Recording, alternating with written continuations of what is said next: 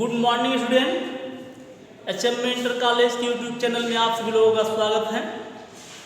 चलिए, कल आप लोगों ने पढ़ा था तत्वों के आवर्ती वर्गीकरण में कुछ टॉपिक बताए थे हम आप लोगों को, जिसमें से आप लोगों ने पढ़ा क्राउड की परिकल्पना और आप लोगों ने पढ़ा था डोबेराइनर का त्रिक सिद्धांत। ये दो सिद्धांत आप लोग पढ़ चुके हैं। इसी के आगे आज हम अगले वैज्ञानिक को पढ़ेंगे। वो वैज्ञानिक कौन है? न्यूलैंड। न्यूलैंड के बारे में हम लोग देख लेते हैं। तत्वों के वर्गीकरण में उन्होंने अपना सुझाव दिया, उनको हम देख लेते हैं।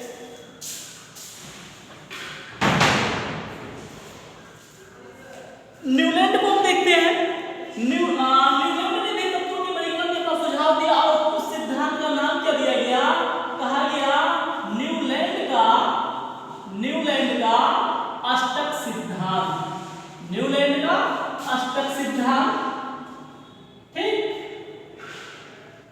इन्होंने तत्वों के वर्गीकरण में अपना सुझाव संगीत से निकलने वाले 8 स्वरों के आधार पर किया। जैसे सुर तो 8 निकलते हैं, लेकिन हम लोग 7 कहते हैं। संगीत मतलब 7 ही सुर निकलते हैं। क्यों? क्योंकि पहला और अंतिम जो स्वर होता है वो दोनों क्या होता है? समान होता है। तो कौन कौन से सुर निकलते हैं संगीत से? संगीत से यही 7 सुर निकलते हैं। सा, रे, गा, मा, पा, धा, नी और सा। यही सभी है। अगर हम कोई पहला सुर भी क्या है? सा ही है। लास्ट वाला भी क्या है? सा ही है। इसी आधार पर उन्होंने क्या किया? तत्वों का वर्गीकरण कर दिया। इन्होंने बताया कि जिस प्रकार से संगीत के पहले और अंतिम स्वरों में समानता होती है, उसी प्रकार से अगर तत्वों को भी क्या किया जाए, उसी प्रकार से तत्वों को भी उनके परमाणु भारों के बढ़ते हुए क्रम में रखा जाए और वो 8वां तत्व 8वें के नीचे ना रख करके कहाँ पे रखा जाए? पहले के नीचे रखा जाए। तो इस तरह से एक क्या बन जाता है? एक समूह बन जाता है, एक सारणी बन जाता है। और एक के नीचे जितने भी तत्व आते हैं, सभी तत्वों के गुणों में क्या पाई जाती है? समानता पाई जाती है। यही क्या है? यही न्यूलैंड का अष्टक सिद्धांत है। ठीक है। जैसे मैंने बताया, जैसे तत्वों को रखा, जैसे हाइड्रोजन है, हाइड्रोजन,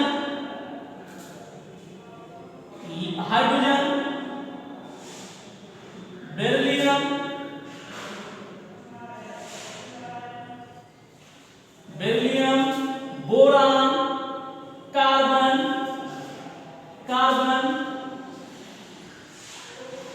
नाइट्रोजन, ऑक्सीजन, फ्लोरीन।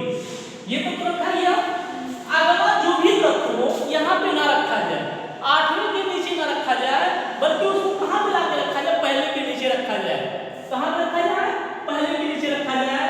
जैसे कौन सा तत्व है? जैसे सोडियम है, मैग्नीशियम है, एल्युमिनियम है, सिलिकॉन है, फास्फोरस है, सल्फर है, क्लोरीन है। ठीक।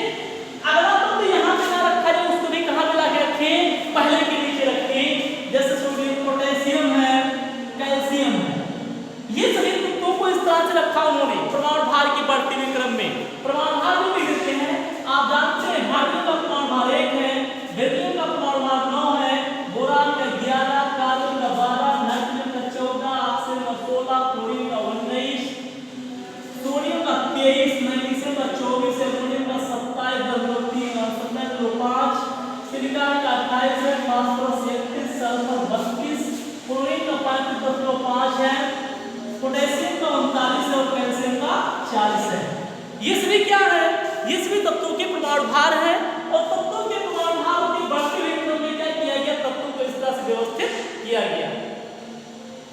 अब इनके कहने का मतलब है कि एक के नीचे जो दूसरे तत्व है, एक समूह में जितने भी तत्व आ रहे हैं, उन सभी तत्वों के गुणों में क्या पाई जाती है? समानता पाई जाती है। तो इनके समय तक कैल्शियम तक के तत्व खोजे गए थे और कैल्शियम तक के तत्वों का वर्गीकरण इस सिद्धांत के अनुसार किया जा सका। इससे आगे के तत्वों का वर्गीकरण इनके अनुसार नहीं किया जा सका, जिससे इनका सिद्धांत क्या पाया गया? दोषपूर्ण पाया गया। यही क्या है? न्यूलैंड का अष्टक सिद्धांत है। ठीक, एक बार फिर से देखिएगा। इस सिद्धांत का प्रतिपादन न्यूलैंड ने किया था। इन्होंने अपना सिद्धांत संगीत से निकलने वाले 7 सुरों के आधार पर दिया था। इन्होंने बताया कि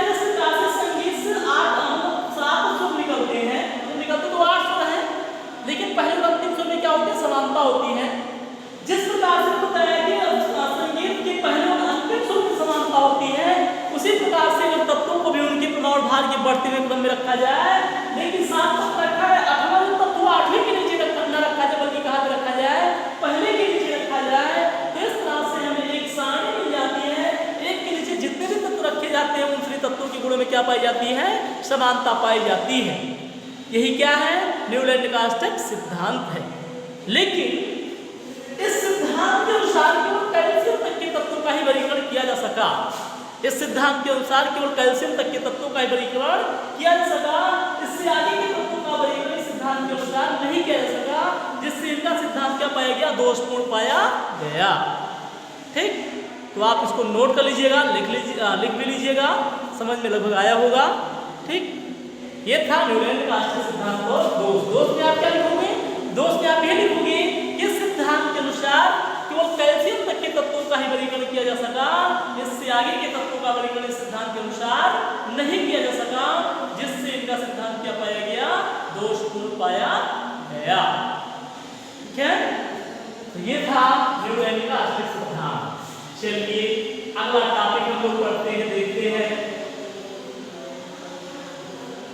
अगला सिद्धांत तत्वों के वर्गीकरण में जो अगला सुझाव दिया, लोथरमेयर भी थे, उन्होंने तत्वों का वर्गीकरण किया।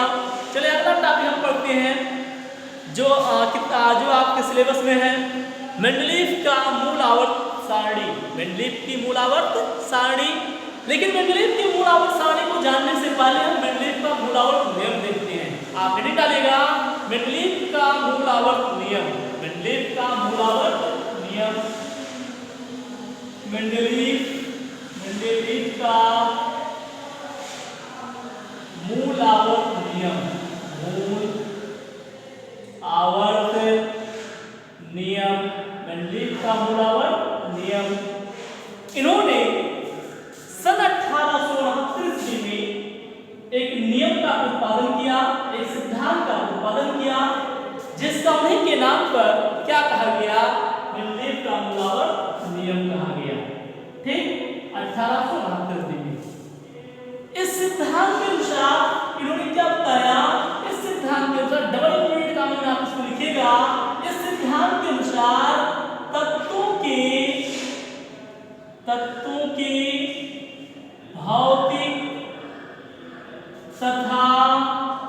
के भौतिक तथा रासायनिक गुण, तत्वों के भौतिक तथा रासायनिक गुण, उनके प्रमाण भारों के आवर्ती फलन होते हैं।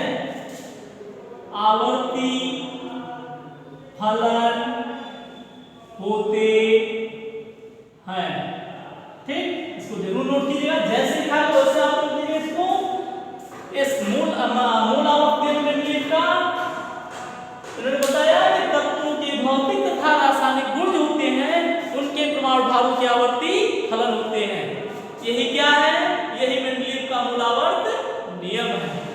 ठीक, मेंडलीफ ने अपने मूल आवर्त नियम के आधार पर क्या किया, एक सारणी का उत्पादन किया। इसी नियम के आधार पर जिसे क्या कहा गया, मेंडलीफ का मूल आवर्त सारणी कहा गया। हेडिंग डालिएगा आप सभी लोग, मेंडलीफ की मूल आवर्त सारणी। मेंडलीफ की मूल आवर्त सारणी। मेंडलीफ की मूल आवर्त सारणी। मेंडलीफ की मूल आवर्त सारणी, सुनो की हेडिंग डालिएगा। देखते हैं हम मूल आवर्त सारणी क्या है। मतलब मेंडलीफ ने जब अपनी आवर्त सारणी बनाई थी उस समय लगभग 58 या 60 तत्व खोजे गए थे। मेंडलीफ ने जब अपनी आवर्त सारणी बनाई थी उस समय लगभग 58 या 60 तत्व खोजे गए थे और उन्होंने उन सारे तत्वों को प्रमाण भारों के बढ़ते हुए क्रम में एक सारणी के रूप में व्यवस्थित कर दिया, श्रृंखलाबद्ध कर दिया। उसी को उन्होंने क्या कहा, मेंडलीफ की मूल आवर्त सारणी कहा। ठीक है, 1869 में शुरुआत की, लेकिन इनकी सारणी को मान्यता मिली थी 1871 में इन्होंने सारणी का प्रतिपादन किया था।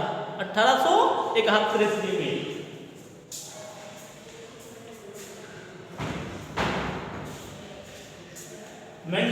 मूलावर्त सारणी हम लोग जाने कि इन्होंने जब अपनी आवर्त सारणी बनाई थी उस समय लगभग 58 से 60 तत्व ही खोजे गए थे और इन्होंने उन सभी तत्वों का वर्गीकरण किया, एक सारणी के रूप में व्यवस्थित किया, श्रृंखलाबद्ध कर दिया, जिसे क्या कहा गया, मेंडलीव की मूलावर्त सारणी कहा गया।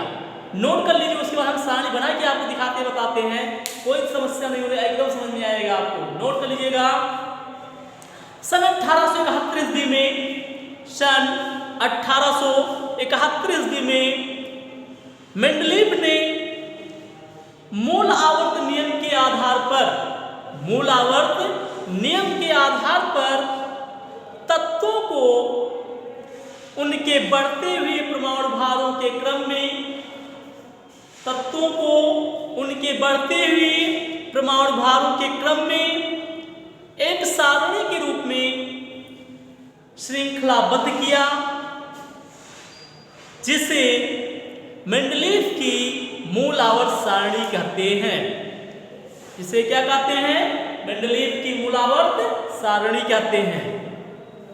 ठीक है, चलिए थोड़ा सा किताब आप लोग पास होगा, किताब में मूल आवर्त सारणी बना हुआ है, उसको आप लोग देखिएगा। हम यहाँ पर थोड़ा सा ग्राफ सारणी खींच कर बता भी देते हैं, ऐसी एक सारणी आपकी किताब में बनी हुई है।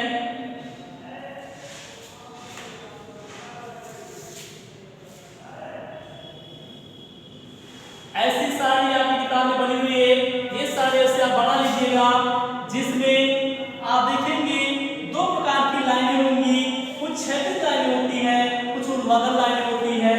यहाँ पर दो प्रकार की लाइनें आप देख रहे हैं, जो खड़ी लाइनें हैं, बिल्कुल जो खड़ी है, ये लाइनें कौन सी लाइनें होती हैं, ऊर्ध्वाधर लाइनें होती हैं, और जो पट लाइनें हैं, व्हाइट बोर्ड पर आप देख रहे हैं, ये कैसी लाइनें होती हैं, क्षैतिज लाइनें होती हैं। इन लाइनों के द्वारा कुछ कॉलम बन जाएंगे, जिन्हें आप ऊर्ध्वाधर कॉलम कहोगे और क्षैतिज कॉलम कहोगे। ठीक, तो यहाँ पे कुल कितने ऊर्ध्वाधर कॉलम हैं, यहाँ पे कुल आपको दिखाई देंगे 8 ऊर्ध्वाधर कॉलम दिखाई देंगे। कितने ऊर्ध्वाधर कॉलम दिखाई देंगे, 8 ऊर्ध्वाधर कॉलम दिखाई देंगे। इन 8 ऊर्ध्वाधर कॉलम को आप क्या कहोगे, इन 8 ऊर्ध्वाधर कॉलम को आप समूह कहोगे। क्या कहोगे, समूह कहोगे। मतलब मेंडलीव ने अपनी आवर्त सारणी में समूह और श्रेणियां बनाई थी, दो तरह के कॉलम बनाया था, 1 2 3 4 5 6 7 और 8 कॉलम आप यहाँ देख रहे हैं। इसे हम नंबर देते हैं, रोमन के नंबर देते हैं, यहाँ फर्स्ट सेकंड थर्ड फोर्थ है, फिफ्थ है, सिक्स है, सेवंथ है और 8 समूह है। ये 8 समूह है। आप यहाँ पर देखोगे ये समूह है, आप इसे श्रेणी कहते हो, श्रेणियां या श्रेणी। ठीक, 12 क्षैतिज कॉलम देखोगे आप यहाँ पे 1 2 3 4 और दूर लिख थोड़ा सा 1 2 3 4 5 6 7 8 9 10 11 12 12 क्षैतिज कॉलम है यहाँ पे, 8 9 10 11 12 क्षैतिज कॉलम है। यहाँ पे आप दिखा सकते हो, लाइन खींच सकते हो, यहाँ ऐसे पूरी लाइन खींच सकते हो, 12 क्षैतिज कॉलम बन जाएंगे, जिन्हें आप क्या कहते हो, जिन्हें आप श्रेणी कहते हो। ठीक है, यहाँ पे क्या किया गया, यहाँ पे तत्वों को रखा गया है, आप सारणी बना करके देखिएगा। ठीक, तत्वों को हम यहाँ पे रख देते हैं, कुछ तत्वों को दिखाते हैं जिससे आपको पता चले यहाँ पे तत्व रखे गए हैं। पहले में रखा गया हाइड्रोजन है, लिथियम है, सोडियम है, पोटेशियम है, ये सारे तत्व रखे गए। रुबिडियम है, रुबिडियम है। ठीक है, परमाणु भार की बढ़ती हुए क्रम में रखा गया। इसका परमाणु भार आप 1 जानते हैं, इसका 7 जानते हैं, इसका 23 जानते हैं, इसका 39 जानते हैं आप। इसका कितना 87 तत्वों के परमाणु भार है, 85 है। ठीक, और जो भी तत्व रखे गए हैं, बेरिलियम है, बेरिलियम, मैग्नीशियम, कैल्शियम, स्ट्रांसियम, ये सारे तत्व हैं, परमाणु भार का बढ़ता हुआ क्रम। बोरान है, एल्युमिनियम है, बोरान है, एल्युमिनियम है। ठीक, ये सारे तत्व रखे गए हैं। कहीं कहीं पर इस तरह से आप चिन्ह देख रहे हो, ये चिन्ह क्या है, खाली स्थान थोड़े डैश है। ठीक है, डैश लगाया गया, मतलब खाली स्थान है। आप देख सकते हैं, आपको बताया गया कि मेंडलीव ने अपने आवर्त सारणी बनाई थी, लगभग कितने तत्वों की खोज हुई थी, लगभग 58 60 तत्वों की खोज हुई थी। लेकिन इनकी सारणी में देखा जाए कितने तत्वों को रखा जा सकता है, आवर्त सारणी में लगभग 96 तत्वों को रखा जा सकता है। 12 के 96 खाने यहाँ पे हैं। कितने खाने यहाँ पे तैयार हो जाएंगे? 96 तत्वों को रखा जा सकता है। लेकिन तत्व कितने खोजे गए थे? मात्र 58 या 60 तत्व ही खोजे गए थे। मतलब जितने तत्व खोजे गए थे उनका वर्गीकरण तो कर दिया गया है इनके अनुसार, लेकिन जो तत्व नहीं खोजे गए थे भविष्य में खोजे जाएंगे उनके लिए उन्होंने क्या किया? स्थान छोड़ दिया था आवर्त सारणी में। भविष्य में जो तत्व खोजे जाएंगे उन तत्वों की उन्होंने भविष्यवाणी कर दिया था कि अगर खोजे जाएंगे तो इनको आवर्त सारणी में स्थान मिलेगा। जब कुछ तत्व खोजे गए तो इनकी आवर्त सारणी में कुछ तत्वों को स्थान तो मिला, लेकिन कुछ तत्वों को स्थान नहीं मिला। इससे इनमें भी एक कमी मिल गई, आवर्त सारणी में दोष भी आ गया। ठीक, तो आप देखिएगा ये आवर्त सारणी देखिएगा और किताब में और सारी बनी हुई है, मतलब पूरे तत्वों को रखा गया लिखा गया है, तो उनको आप लोग जरूर देख लीजिएगा। ठीक है, आज आपके विद्यालय के बगल में कुछ काम हो रहा है, इसलिए थोड़ा आवाज़ क्लियर नहीं जा रहा होगा, डिस्टर्ब हो रहा होगा। तो थोड़ा अब हम शुरू किए हैं तो थोड़ा और देख लेते हैं, उसके बाद फिर आज मतलब वीडियो छोटा ही कर देते हैं। नहीं तो आप आवाज़ अगर क्लियर ना जाए तो मतलब पढ़ने और पढ़ाने से कोई मतलब नहीं निकलने वाला है, आपको समझ में आना चाहिए। फिर ठीक देखिएगा, हम इसकी मतलब आप सारे किताब में देखिएगा ये जो क्षैतिज कालम है आप ये कहलाते क्या? ये समूह कहलाता है। और जो ऊर्ध्वाधर कालम है ये क्या कहलाता है? समूह कहलाता है। और जो क्षैतिज कालम है वो क्या कहलाते हैं? वो श्रेणियां कहलाती हैं। आपको पता है इस सारणी में कितने ऊर्ध्वाधर कालम है? 8 ऊर्ध्वाधर कालम है जिन्हें आप समूह कहते हैं। कितने क्षैतिज कालम है? 12 क्षैतिज कालम है जिन्हें आप क्या कहते हो? श्रेणियां कहते हो। क्लियर? चलिए हम लक्षण की बात कर लेते हैं, कुछ लक्षण की बात कर लेते हैं। इनका लक्षण विशेषता लक्षण की बात कर ले। पहले लक्षण की हम बात कर ले। पहला लक्षण आपको क्या दिखाई दे रहा है? पहला लक्षण यही जानते हैं कि इस सारणी में तत्वों को उनके क्रमानुसार के बढ़ते हुए क्रम में रखा गया है। पहला लक्षण हम यही जान रहे हैं कि इस सारणी में तत्वों को उनके क्रमानुसार के बढ़ते हुए क्रम में रखा गया है। पहला लक्षण। दूसरा लक्षण की बात कर ले अगर हम, इस सारणी में 8 ऊर्ध्वाधर कालम है। इस सारणी में कितने ऊर्ध्वाधर कालम है? 8 ऊर्ध्वाधर कालम है जिन्हें आप क्या कहते हो? जिन्हें आप समूह कहते हो। कोई दिक्कत? तो समूह हो गया और प्रमाण भाग का बढ़ता हुआ क्रम हो गया। तीसरे लक्षण की बात अगर हम कर ले, इस सारणी में 12 क्षैतिज कालम है। कितने क्षैतिज कालम है? 12 क्षैतिज कालम है जिन्हें आप क्या कहते हो? जिन्हें आप श्रेणियां कहते हो। क्या कहते हो? श्रेणियां कहते हो। ठीक, चौथे लक्षण की हम बात कर ले, इस सारणी में तत्वों को श्रृंखलाबद्ध करते समय, इस सारणी में तत्वों को श्रृंखलाबद्ध करते समय कहीं कहीं पर सारणी में स्थान को रिक्त छोड़ दिया गया है। कहीं कहीं पर सारणी में स्थान को क्या करना पड़ा? रिक्त छोड़ना पड़ा, जिससे समान गुण वाले तत्व एक साथ रहे और अलग गुण जो उनका वही दूसरी जगह पे रख दिया गया है। तो तत्वों को श्रृंखलाबद्ध करते समय कहीं कहीं पर सारणी में स्थान को रिक्त छोड़ना पड़ा। ठीक है, ये था वृद्धलिंग की मूलावर्त सारणी और वृद्धलिंग की मूलावर्त सारणी के सामान्य लक्षण। ठीक, तो वृद्धलिंग की मूलावर्त सारणी के लक्षण भी आप जाने। चलिए अगला हेडिंग डाल लीजिएगा आप, थोड़ा और देख लेते हैं हम वृद्धलिंग की मूलावर्त सारणी के लाभ। लाभ की बात कर लेते हैं। लक्षण आप जरूर लिखिएगा, वृद्धलिंग की मूलावर्त सारणी के लक्षण आप लिखिएगा। ठीक, उसके बाद हम देखेंगे लाभ। वृद्धलिंग की मूलावर्त सारणी के लाभ। लाभ नोट कर लीजिएगा, एक पॉइंट। लाभ बता देते हैं आपको। आप जानते हैं वर्गीकरण क्यों किया जा रहा है और वर्गीकरण किया क्यों जाता है? गुणों के अध्ययन को सरल बनाने के लिए। तो यहाँ पे तत्वों का वर्गीकरण किया गया ना, तत्वों का वर्गीकरण इसीलिए किया गया जिससे प्रत्येक तत्व के बारे में आसानी से अध्ययन कर ले। तो यही है, तो पहला लाभ यही है। पहला लाभ क्या है? की मूलावर्त सारणी का पहला लाभ क्या है? पहला लाभ यही है, तत्वों के गुणों के अध्ययन में सुविधा। तत्वों के गुणों के अध्ययन में सुविधा। पहला पॉइंट आप नोट कर लीजिएगा, तत्वों के गुणों के अध्ययन में सुविधा। ठीक, मतलब अगर एक समूह में वही तत्व रखे गए हैं, एक समूह के अंदर वही तत्व रखे गए हैं जिनके गुणों में क्या है? समानता है। तो एक समूह में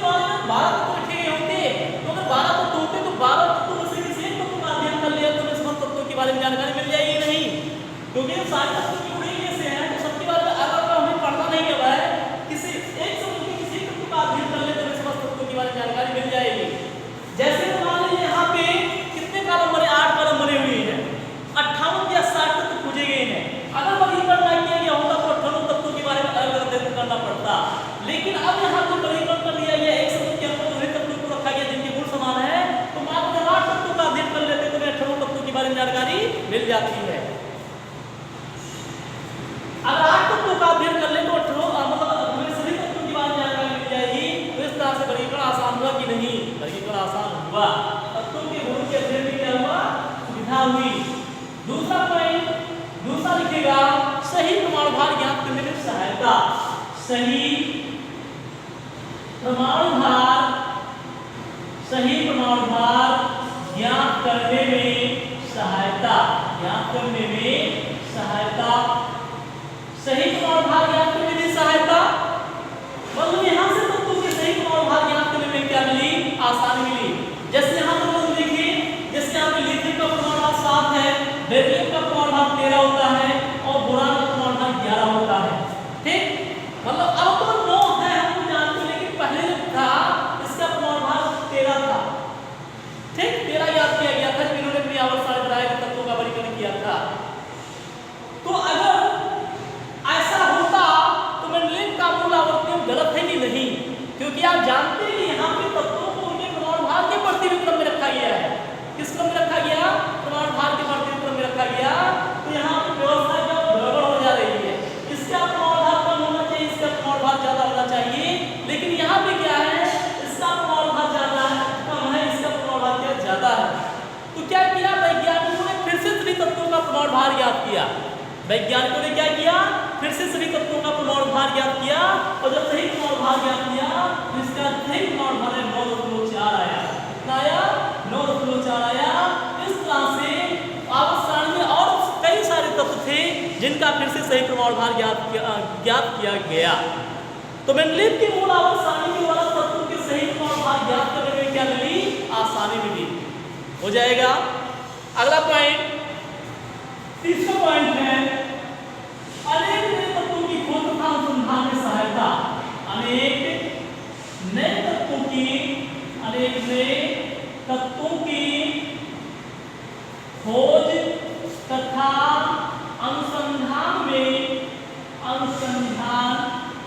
में सहायता। अनेक नए तत्वों की खोज तथा अनुसंधान में सहायता। तो इस तरह से मेंडलीव की मूल आवर्त सारणी में अगर देखें कहीं कहीं रिक्त स्थान छोड़ा गया था, तो उन रिक्त स्थानों को खोजने में भी मेंडलीव की मूल आवर्त सारणी का योगदान रहा, आसान और सहायता मिली। तो ये सारे लाभ हैं मेंडलीव की मूल आवर्त सारणी के। ठीक है, तो शायद आवाज आप लोगों तक क्लियर नहीं पहुंच रही होगी, इसलिए आज का वीडियो को यहीं पर समाप्त करते हैं। कल हम आप लोगों को बताएंगे मेंडलीव की मूल आवर्त सारणी के दोष। ठीक है, तो अगर ना समझ में आया होगा तो आप लोग जरूर कमेंट करके बता दिए, फिर से आपको समझा दिया जाएगा। हम ऐसा नहीं चाहते कि हम आपको बताएं और आपको समझ में ना आए। अगर ना समझ में आए तो आप बेहिचक बताइएगा, दूसरा वीडियो फिर से बनाकर भेज दिया जाएगा आपके पास। ठीक है, धन्यवाद।